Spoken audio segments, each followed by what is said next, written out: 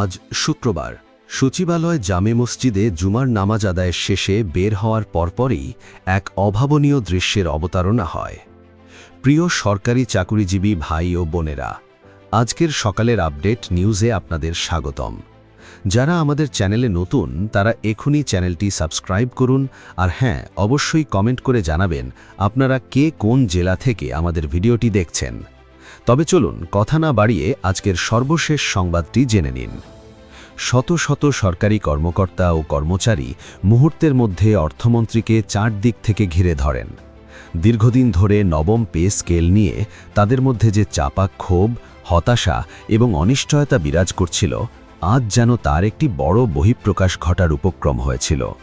কিন্তু এমন আকস্মিক ও উত্তেজনাকর পরিস্থিতিতেও অর্থমন্ত্রী অত্যন্ত ধীরস্থিরভাবে পরিস্থিতি মোকাবেলা করেন।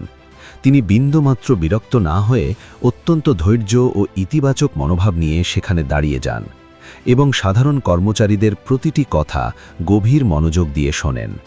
কর্মচারীরা তাদের দৈনন্দিন জীবনের কষ্টের কথা এবং বাজারের দ্রব্যমূল্যের ঊর্ধ্বগতির কারণে তাদের সংসার চালানোর নিদারুণ যন্ত্রণার কথা মন্ত্রীর কাছে সরাসরি তুলে ধরেন। সবার কথা শোনার পর অর্থমন্ত্রী অত্যন্ত শান্ত কণ্ঠে তাদের আশ্বস্ত করেন। তিনি সবার সামনে বহুল প্রতীক্ষিত নবম পে স্কেলের খসড়া ও চূড়ান্ত পরিকল্পনার বিস্তারিত দিক তুলে ধরেন।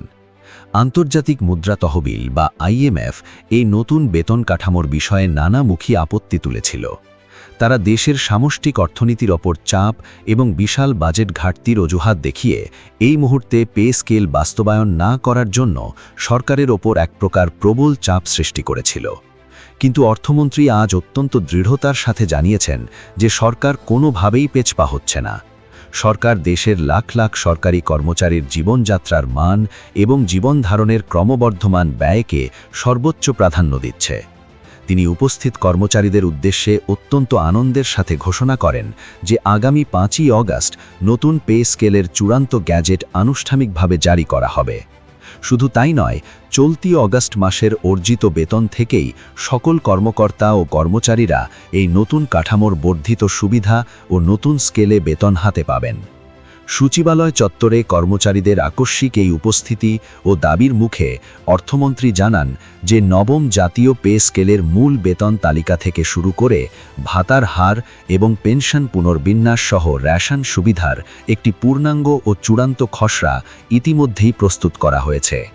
তিনি অত্যন্ত গর্বের সাথে জানান যে নতুন এই কাঠামোতে দীর্ঘদিনের বৈষম্য দূর করার লক্ষ্যে নিম্ন গ্রেডের কর্মচারীদের সুযোগ সুবিধা সবচেয়ে বেশি বাড়ানো হয়েছে।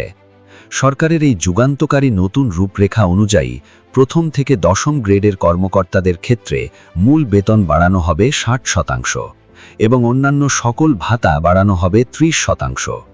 অন্যদিকে একাদশ থেকে 20 গ্রেডের কর্মচারীদের ক্ষেত্রে এক অভূতপূর্ব পরিবর্তন আনা হয়েছে। তাদের ক্ষেত্রে মূল বেতন এক লাফে 135% বাড়ানো হয়েছে এবং ভাতা বাড়ানো হয়েছে 50% হারে। এর ফলে উচ্চপদস্থ কর্মকর্তা এবং সাধারণ কর্মচারীদের মধ্যকার দীর্ঘদিনের বেতনের আকাশ পাতাল বৈষম্য অনেকটাই কমে আসবে।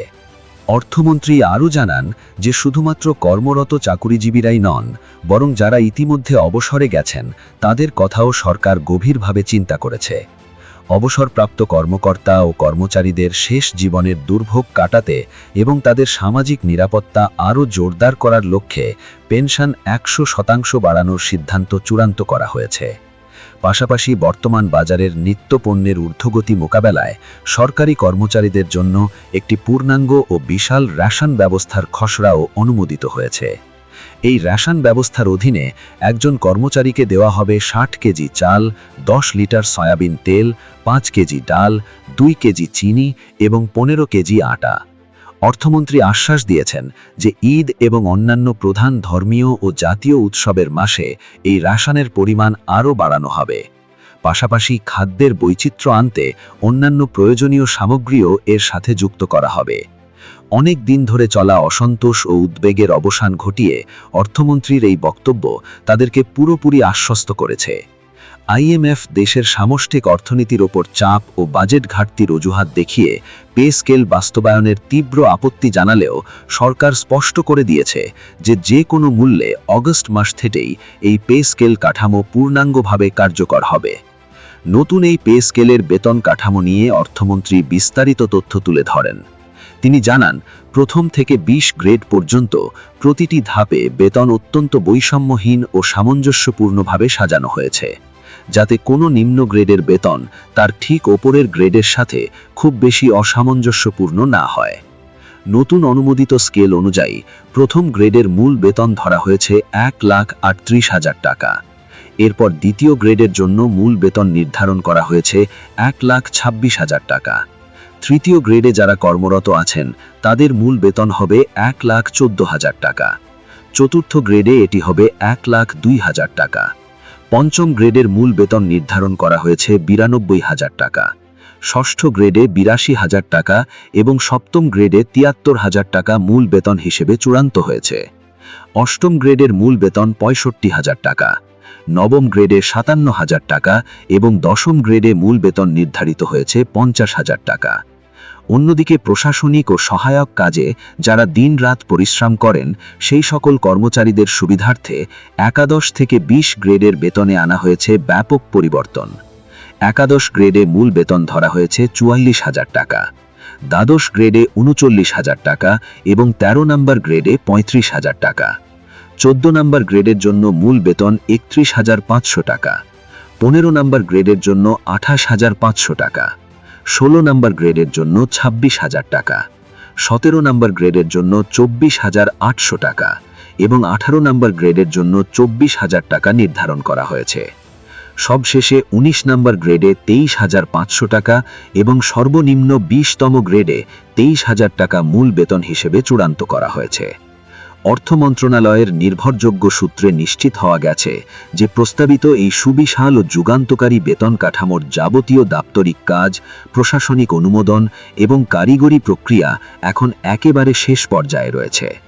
আগামী 5ই অগস্ট আনুষ্ঠানিক গ্যাজেট জারি হওয়ার সাথে সাথেই দেশের লাখ লাখ সরকারি চাকুরিজীবী এবং তাদের পরিবারের সদস্যদের একটি দীর্ঘ প্রতীক্ষিত স্বপ্নের বাস্তবায়ন ঘটবে এবং তারা চরম অর্থনৈতিক হতাশা থেকে স্বস্তির যুগে প্রবেশ করবেন। সমস্ত ধরনের জটিলতা, গুজব এবং আন্তর্জাতিক সংস্থার পরামর্শ সম্পূর্ণ উড়িয়ে দিয়ে সরকার যে সাহসিকতার সাথে নির্ধারিত সময়ে এই পে স্কেল উপহার দেওয়ার সিদ্ধান্ত নিয়েছে তাকে একটি অত্যন্ত সময় উপযোগী ও ঐতিহাসিক পদক্ষেপ হিসেবে দেখছেন সচিবালয়ের সর্বস্তরের কর্মকর্তা ও কর্মচারীরা।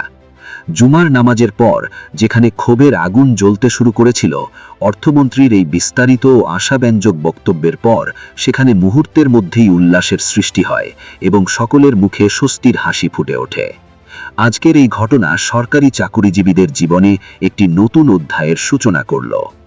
ভিডিওটি খুবই জরুরি, তাই দয়া করে সবার সাথে ভিডিওটি শেয়ার করতে ভুলবেন না। আর নতুন ভিডিও আপডেট পেতে এখনই চ্যানেলটি সাবস্ক্রাইব করুন।